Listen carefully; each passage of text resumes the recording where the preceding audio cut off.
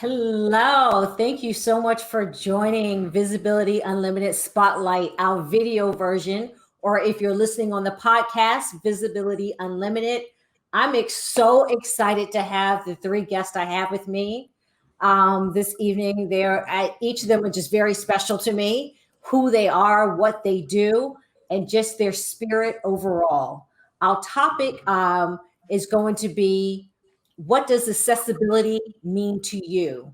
So I would normally start with my ladies, but I'm going to start with my men. You know, we're diversity and inclusion. We get to start all kind of ways. So Peter, introduce yourself, who you are, what you do. My name is Peter, he, him, his. I am an equity stage manager. I'm currently in New York, or the land of the Lenape. If anybody needs a visual description, I'm a white male with glasses and brown hair and a purple shirt. Is that it? What do I also say? Yeah, that's fine. That's great. In other words, Peter works on Broadway, just so he was very nice by saying equity. Randy, please introduce yourself. My name is Randy Pullings. I'm a accessible travel agent. I've started a company called IODCA Travel in 2016. I've experienced some travel issues. So knowing that, I said, I don't want anybody else to go through that. So let me start a business that focuses on allowing people that have disabilities the freedom to go anywhere they want to go. Love that. Thank you. And Kim, last but not least at all. Hi, everyone. I'm Kimberly Pullings. I am the wife to Randy Pullings. And I guess for some, I may be considered a caretaker, which I don't believe that I am for my husband because he's very mobile and he's very accessible. But I guess to the disability community, I would be considered a caretaker. However, I'm also the treasurer of our Live CDC, which is our Community Development Corporation, also known as the Live Center, where we do a lot of different types of advocacy for different groups, whether it be young people, young adults, the homeless, those in the disability community as well. So we just do I would say a plethora of different things. There's a multitude of things that we're doing, but right now we've been working with the disabled community and our youth within our community to sustain some changes that need to happen in our communities and in our city. I wouldn't call you a caretaker because you all travel more than I. If that's the case, can you come take care of me? Because they be on planes in more states and flying here and there and everywhere. I call you an amazing champion and advocate. I can't call you an ally because I am not of the community to have that badge to bestow upon you. But I know I get the text at 12 at night. What is going on with travel or with this airline? So I want to start out with Peter and Randy first, and then jumping Kim. What does accessibility mean to you? Both of you have to, unfortunately or fortunately, check the disabled box. What does that mean to you, accessibility? For me, I think accessibility is allowing everybody to do the best job they can or to live their fullest life without any barriers. I think that's the simplest way to describe it. And I think that the connector for disability and accessibility, I think, should be the broad perspective, is that you don't have to be disabled to have accessibility needs. I think I'll leave it there. No, I agree with you. Randy, your thoughts? Accessibility means to me finding ways around barriers. I've realized there's some barriers we just can't move. And it's just finding ways around those or adapting things to make those barriers less of an issue. Because I look at the barrier with myself as not the facility, is more so my condition. But what can make my condition not an issue? And that is what accessibility means to me, just finding ways to make everybody have the same ability, and that may take a little more for some, a little less for others. Absolutely. That's great. I always say if you don't have a disability, or if you don't know someone with a disability or under that umbrella, then you don't understand what accessibility actually really means, because you're not thinking about running down, getting to a train and not finding an elevator or escalator that may or may not work. Until you break your foot in New York City, do you understand how hard it is to move around New York City? Kim, what does that mean for you as someone that constantly is championing accessibility? So for me, I would say, well, let me just tell you a little bit of how we got to the point of having IODCA travel. We actually traveled to New York and we rented a hotel room in Jamaica, Queens. I don't remember what the name of it was, and I don't think that that's really important. Thank God. But anyway, yeah. But the thing about it was, when we arrived, I know I check all the boxes because I'm very thorough. And I think my husband appreciates that about me, is that I'm very thorough about certain things. And when I go looking for a hotel room, I always make sure that the room is accessible, even if I have to call ahead and say, hey, what does that look like? You know, is it an older, because New York, a lot of stuff in a lot of buildings are grandfathered in, which is also a major issue for people with disabilities. So what happened was, we got to the room, got inside the room. He only had access to half of the room. And at that point, I was kind of livid, because that meant that I had to move furniture. I actually physically had to move the furniture around so that he can have access to the room. We immediately found another hotel and left there the next night. But in the midst of that, when people don't understand what that looks like for persons with disabilities, and their idea or their perception of what, we've had pictures of him sitting in the shower, him attempting to reach for the shower head, and it's like 10 feet away. It's just there's no true concept put into it. It's just, how can we meet the ADA requirement, and and it's just enough, and it's barely enough. And so the frustration for me is which is why you see a lot of my tags on my social media posts, which was recent, like as of last Friday. And I love it because Leslie's the first to respond, because she's on it. And it's just comforting to know that someone hears my pain. You know, they'll see or hear the pain that we have from traveling. But that's really how IODCA came to be, was that how many other people are traveling in this way, and how many other people are having these issues and these problems. And for us, it makes it a little bit more challenging and more difficult, because even though I don't have a physical disability, I do have disabilities. So the thing for me is, it then also becomes, now, do I have to share that aspect of it, which is what happens in Friday when we were traveling with at the airport. Their mindset is, well, you know, why I shouldn't have to display or disclose that I'm disabled for me to get the services that I need. So the unfortunate delusion, if they don't see it, then it doesn't exist. Exactly. And I want to come back to that for a moment, but you hit on something that I want to bring Peter in, because I'm thinking about the theater and how so many of those buildings are grandfathered in as well. Absolutely. So I remember being so impressed. Why am I impressed that they changed the stairway to have an actor within a chair? But you know, it was like I was doing cartwheels for everyone, and I was just like, but why? Why should that have to happen? What do you see or what do you hear in the theater? And I don't want you to put anyone on blast, but I feel very alone still, to be honest, in a lot of respects. And although there's some talk and appreciation for specifically Alex Stroker being on Broadway and getting a Tony, that does not mean that we've solved disability and that's open for everybody. That's something that I think is important. I think, and also Kimberly's story kind of alludes to this too, is that that disability and accessibility is challenging in some respects because it is very individual. So even I would even say, I mean, I'm not in a wheelchair, but I think the experiences of being in a wheelchair from two different people could be very different. Even I know for me, as someone with cerebral palsy, it is very different what my experience and how cerebral palsy affects me as opposed to other people. And there's a wide range of experience. So the focus right now, which is definitely important, is definitely on racial justice in the theater.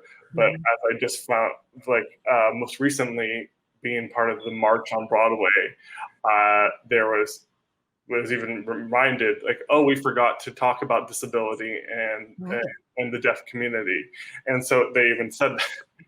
And further, I tried to march down the street with somebody who had two leg braces, and he kept falling and I kept getting stepped on. And so it was very interesting to still be part of this march, which is supposed to be talking about everybody, and yet still disability, even as we're marching, is being overlooked. It is unbelievable to me because I will always say in every session that I do with companies, disability sight seen and unseen. And I trip people up like I just spoke a different language. And they go, I don't understand what you mean by unseen. And I go, do I know everything about you? Do I know if you have a birthmark over here? It's not the same, but there's just things we don't know about each other that we may not be able to see. When someone has to now go in and handle something, they shouldn't have to check that box to let you know this is what I need. And it can't be an afterthought. I've done, as Kim said, the ADA requirement. I've checked those boxes. But who's at the table having the conversation that no one is monolithic? And I definitely don't want, and none of you are speaking for the entire disability community. I always like to claim that, but who's to say your arm is not as long as someone else's arm that you can get into the shower? Like if there's, so is that something that when you're traveling, now I'm just making up a business here, I'll make something into a business. Should there not be an accessibility kit even? Should there not be, when you get to a hotel and you have a room, that there is? I'm just thinking, Peter's thinking now, look, that's some idea. We can be business partners where there's, I don't know, where there's something that if the shower is not really what it's supposed to be, where it can be adjusted, like there's things to take the extra step. I don't know. It drives me crazy. Well, some people, some hotels really put a good effort towards making things accessible.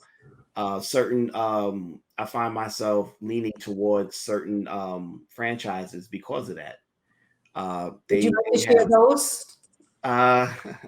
Share those. Those are the good ones. The Marriott has different brands under it.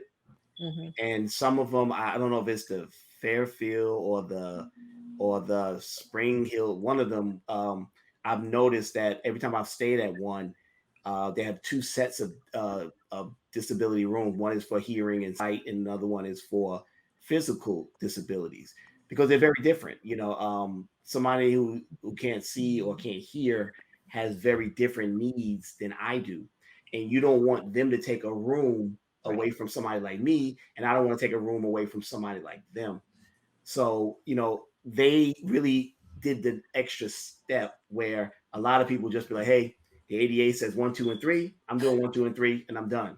Right. But they went to step 5. So, even still, there's still a long way to go, because if you look at accessibility like you do accessible parking. So accessible parking, it gives you the worst case scenario. You have a big van that needs a power chair that with a ramp to come out. It gives you enough space to cover that. So anything less than that, it still works for them. So I don't need accessibility because I drive a car, I pick my wheelchair apart, I put it together. I don't need as much space as that. But when I see places like that, even me being disabled, if there are other spots, I leave that one open for somebody that is traveling in a van and different things like that. And I think if we approach it like that, if you go to a hotel room and say, okay, everybody doesn't need a walk-in shower, but if we put in all our accessible rooms a walk-in shower, that will cover it. So everyone will have one. So Right. I know it's like thinking about it from an extreme case, but it's more of a. But is it? Is it an extreme case, or is that just? Well, when you're not disabled, see, I'm approaching it from a disabled point of view. But I'm approaching it from a. I don't know if I thought like that. So let me think of it from a business case. If I have, I don't know, 8. There's very rarely 8. You can tell me if I'm wrong. Accessible rooms, right? I would make sure that regardless, all the showers were the same. Whether you had to roll to get there, use crutches to get there, walk to get there, that there still will be that sensory that it's an even plane, that you don't have to go over a lump, that there's a way that you could build it, that there would be certain things that would be a given. And then you bring everything else that's needed for different hearings, sight. I don't know. Maybe it's just me. I think that would make me a winning business, to understand why doesn't everyone travel? I mean, Peter, I don't know how much you're traveling. None of us except for these 2. The rest of us are actually still more or less in one place right now. But flying, but taxis, New York, all of those. I gotta give New York a little bit more credit, because, and I could be wrong, Peter, you let me know if I'm wrong. I have been seeing a lot more accessible car services especially in the city. When we were just there, I kept mentioning that to Randy while we were in the city this past week. And I kept saying to him, I said, I'm seeing a lot more of the accessible, and not just accessoride. I'm not talking about what state or city supplied ride. Yellow cab. I'm talking about when I look at the cabs and I'm looking at the car services, I am starting to see a lot more of them on the road than I have in the past year or so. So I know that there's some changes that I've been seeing in that area. So that is something that I'm grateful for, because we always wind up with the extra expense. And I think that that's what people don't get, is the fact that it's expensive to travel with disabilities. And it's always an added expense, whether it be, okay, do I take the subway? And even though the subway is semi-accessible, which is another thing, we actually happened to meet the chief of accessibility for the MTA, which was really interesting over the weekend. And we mentioned, we talked to him just out of like, hey, he's in our community. We're like, hey, what else do you do? He's amazing. We're always recruiting for something, right? Yeah. But it just turned out that he actually turned out to be the accessible chief for the MTA, which was. And really that's a new position. Right. They need it. It's necessary. And it's good to see somebody actually with the disability to actually do the job. It's like, you have people doing diversity officer, and there's no diversity in the officer position. It just makes no sense to me. It's hard to grasp what you need when you're not even in that community. So yeah. Absolutely. Peter, what have you been seeing? I know you've been doing a lot. I've seen you out doing a lot of marches and podcasting. Like you've been in it. Like you've taken this time and you said, I'm gonna use it and I'm gonna bring awareness. What are you hearing or seeing now? I think people are slowly listening and like hearing what's going on, but it's still, I'm nervous about like that there's like actual action that needs to take place. And so I'm still waiting for that. There's been a lot of wonderful talks, but we're obviously moving towards working again and having some sort of a functioning society where we see each other in person more. And so that still makes me nervous. I'm very heartened by the fact that we do have somebody taking care of the MTA, because I think definitely there's taxis that are accessible now, and there's that, but that's also been, I think, a response to the fact that there are places that if the MTA is not working, some people might actually need to be airlifted out. I mean, we're pulled out of a subway stop before because there's no other way for them to get their wheelchair out, which I have colleagues that have had to do that. And so there's that experience still. And so, I mean, and I know a lot of experiences because I've talked to people, or I have colleagues that are disabled with different disabilities than myself. But So I know these things. So I'm like, why aren't we solving these problems? I'm stage manager, and I'm like, let's take action. There's a problem. Let's solve it. Right. And so I'm still just I'm waiting for those actions to actually be taken. Well, I mean, like I watched J Street in Brooklyn be turned into, that was the sample station for disability.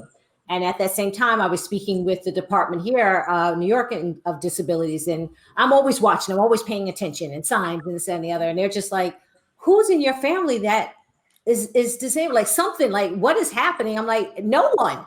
It's no one. It shouldn't have to have anyone. I just honestly believe that we should be able to live our best life, and whatever that means. And no one should be stopped because no one else thought about someone else. I'm like, for me, it's just that simple. It's not that simple, but it's just that simple. So here's a big thing that, Peter, you're in theater. Randy and Kim, you own your own business, so you won't be affected as much. But here's what I'm waiting to hear, and I need one person to say it to me, and I'm probably going to lose it.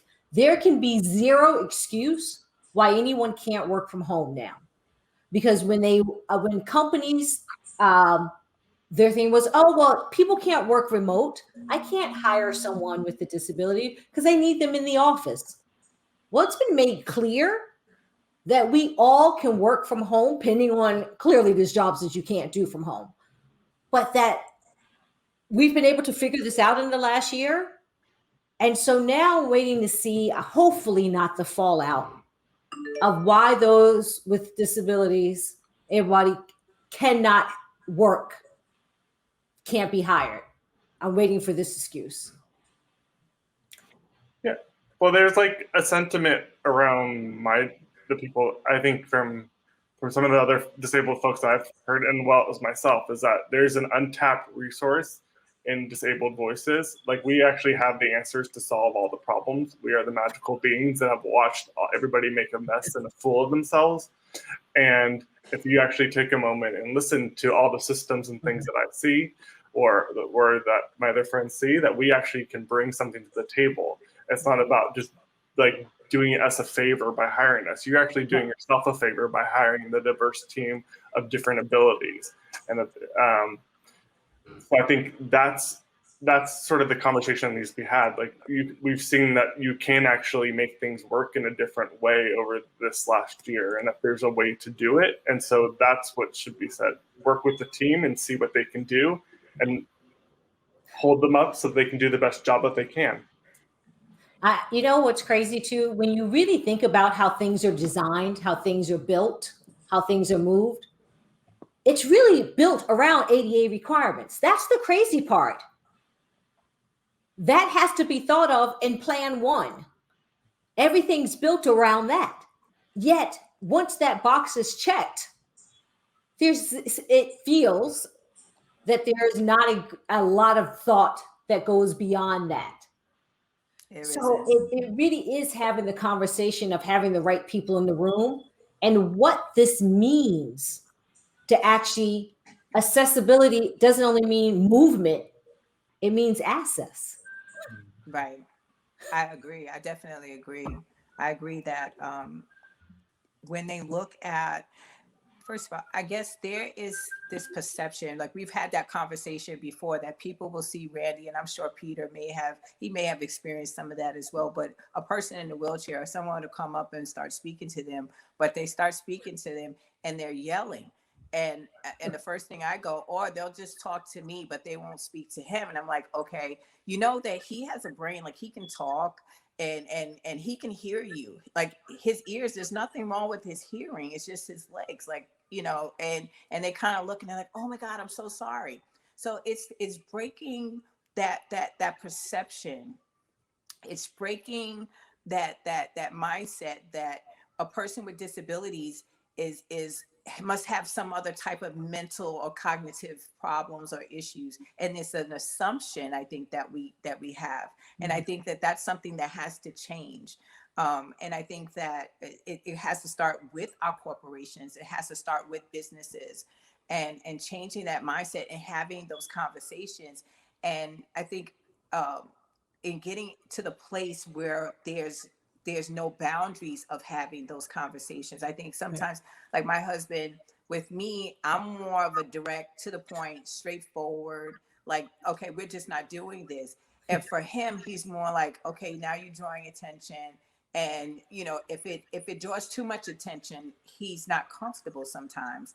And I get it. So I have to be cognizant of that. But also my mindset is, why does he have to even go through this? Why are we going through this constantly, day after day after day? There's no reason for it. Let's fix it and stop making excuses for it, and stop making it something else that it's not, and make it what it is. The bottom line is, you're not prepared, you're not ready, and you don't think about it from that perspective. And that is okay. But that can't be, it just can't remain that way. We have to do something different. So, Randy, I want to hear from you and Pierre. So, could we not say that, I'm tired of the fight? It's the same thing that Black folks are saying now. It's the same thing that Asian folks are saying. They're like, do I have to fight every day? What's your thoughts on that? And that's really what it is. See, I have to deal with my disability every day, and then I have to champion the cause every day, and then I have other parts of my life I have to do. So there's some times when I'm like, listen, I just want to get on the plane. I just want to go. I don't want to fight. I don't want to talk to the manager. I don't want to talk to the supervisor. I don't want to fill out. But the good thing about it is, when you have advocates with you or people that fight for you, that means you don't have to fight every day. Right. You have to fight every other day. You know what I mean? So that's the great thing about having people like yourself, people like Kimberly, people like Peter. If we all work together. So if they hear me complaining, it's like, oh, that's just one guy in a wheelchair. But they hear you complaining about it. Okay, well, she's not in a wheelchair, so maybe might be just wrong, period. You know what I mean? Yeah. Sometimes they look at us as just being complainers. Right. Almost as if we're different than everybody else. And it's just that you want something special. Yeah. And that's why I don't like a commotion, because people, you wouldn't believe the amount of misinformation people have. I used to work with people. They used to be like, hey, man, I wish I had your life, man. You just, you got a seat everywhere you go. Everybody caters to you. And I'm like, I'll trade with you right now. Is that my life? They think that it's a real misconception. And I don't try. Peter, we work on Broadway, so you get to see all the shows. Well, see, even like that, even when we were in Manhattan, we wanted to go to see certain things that it just wasn't accessible and it wasn't ready for us yet. Right. So there's certain things that I think the follow through needs to happen. So when I fill out something, am I just filling it out and it goes nowhere? Mm-hmm. Or is somebody actually looking at it and then looking at the issue and say, okay, I do see what he's talking about. What can we do? Because I always leave a suggestion too. I just don't complain about the problem. I kind of leave a suggestion. Hey, maybe if you would do this, that. Now that may fix my accessible issue, but somebody in a bariatric chair, which is somebody that's overweight, but just somebody that's a bit larger, has to have a wider wheelchair. So that standard of 36 inches may not work for them. Right. They may need 48 inches or, there's so many different things. Just like a guy on my basketball team, he's a retired football player. He's 6'8". He was 401 pounds at one point. And we flew on an airplane together. I was comfortable in the seat. And I felt for him for the ride home, because it was a 3-hour flight. Right. And 3 hours flying, but we had to get on before half hour, and then a half hour. We had to wait till everybody else got off. And we were on there with another wheelchair basketball team. So it was like 20 something wheelchairs. And he was the very last one to get off. Yeah. So things like that, I think about how they'll charge you extra, for wider seats or anything with the word medical on it or accessible on it. They usually charge you extra. When you really think about a hotel room being made accessible, it's actually cheaper. Mm-hmm. Remember, your goal is to make more space. So you actually put less things in there. Right. When you don't need a tub, you're just tiling the whole thing. you don't need anything extra, but they usually charge Extra. just for it. So I think the education just has to change in the thought pattern of people, that disabled people are not here because they're lazy. You wouldn't believe how many people would think you're just lazy. You know, I'm so confused by the price of concert tickets. Did we have this conversation? I don't know who I had this conversation with someone disabled. They're like, listen, concert tickets are double for those that are disabled. I'm like, what do you mean they're double? Yes, I know that for a fact. Not every venue, just the major venues. I don't know what's just the bigger ones. Just the bigger ones. Because I go to a lot of NBA and NFL games. So accessible seating is only a certain designated area. You can't get floor seats because they feel like if an athlete fall into you, it will hurt their athlete. Where I'm like, well, a regular folding chair that's on the floor has the same metal my chair has in it. What's the difference? If anything, I can roll out the way. But they see it as a liability. So I don't have access to floor seats, even if I could afford them. Wow. And I have to sit in designated areas because they don't have it everywhere. They put you in sections where beams are blocking you. People could stand in front of you. And it's like, hey, that area over there would have been perfect. Well, no, that's for high rollers, high end. And I'm like, it's on the same level I'm on. It's just, I can't stand up behind the whole night, doing that to see the game. But they usually take the worst seats they can find and put accessible on them and space them out and say, hey, now I'm giving you the worst seats, but now you got to pay double for these worst seats. So what do we need people to know? If I know we're going to do the takeaways later, but let's just take a moment now. If someone only gets this far in the podcast on the video, what do we need people to know? Peter, go. I think that you need to model the behavior of accessibility. So don't wait for someone to tell you what they need. I think if you're running an organization where you are running a hotel, there should be a place that says, what are your accessible needs? Where can we please help you accommodate any of your accessible needs? What are they? If you're a boss, you should model that when you introduce someone. And you could even say what your accessibility needs are. If you feel comfortable sharing them now, where you can talk to me at a later date and show that. It's a personal thing, but everybody I think everybody who's alive has some accessibility needs, and it makes everybody better if we talk about it in a universal way that is related to us all. Kim, what's your thoughts? Thank you, Peter. That was great.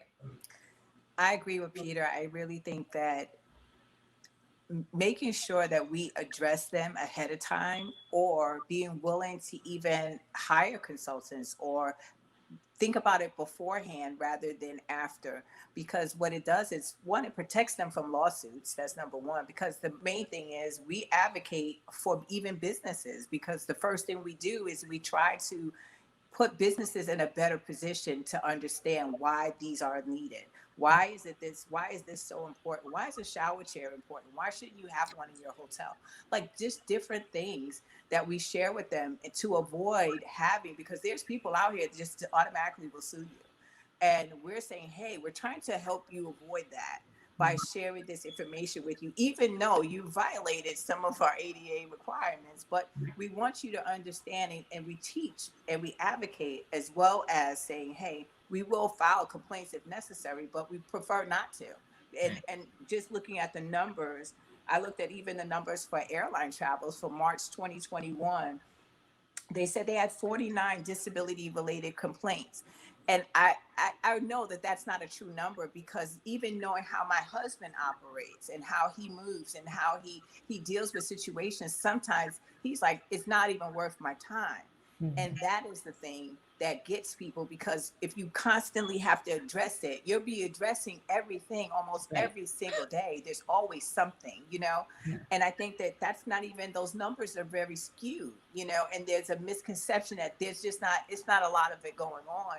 And I think that now we should get to a place where we're saying, no, this is unacceptable. We're not accepting this. Mm-hmm. You need to hold yourself accountable and really take interest into what needs to happen ahead of time, instead of having to worry about it after the fact, or waiting for a lawsuit to hit your desk to make a change when you can make the changes now. I mean, I do see the news starting to cover it more. But and it's horrible because they're covering the bad stories. Absolutely. So, but to hear the woman, and of course I thought of you all and the stories that you share with me, but to hear the woman go, to hear her say, airline though, and to be honest, with traveling with them, they're actually pretty decent out of all the other ones. Right. But to hear her say, my chair is my legs. Absolutely. Like you're not giving me, just stop telling me an option. Right. There's not an option. Randy, what do you need people to know? I think Peter said it best. Everybody is eventually going to have some form of disability in life. My business has taught me, because a lot of my customers are older, not really disabled, but just older.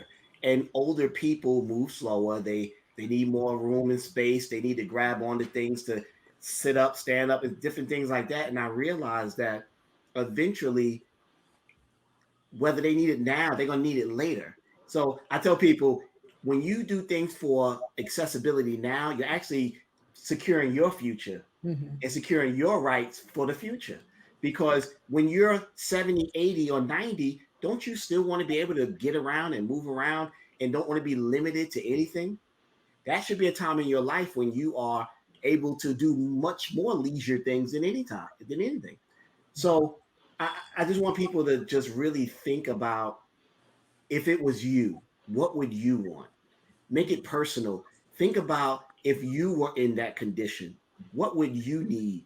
And then if you don't know, ask.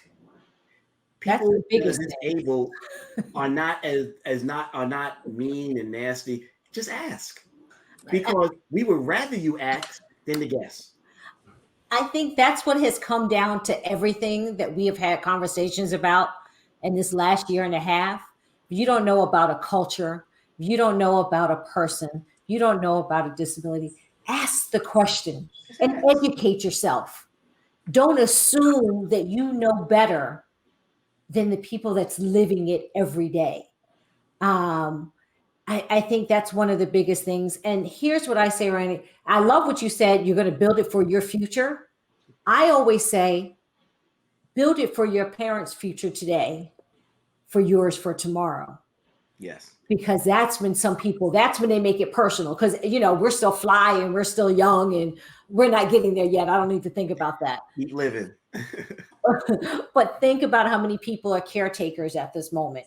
So the worst case scenario, think about how it's going to affect your parents, your elderly, your community, how it affects yourself. And then if nothing else, if we don't take anything away from this conversation, which I think there's so much to take away from, please ask. Don't assume. Ask before you jump out to help. Know what you're helping, what you're trying to fix. No, ask the question. I want to thank you, Peter, Randy, Kim, for joining me.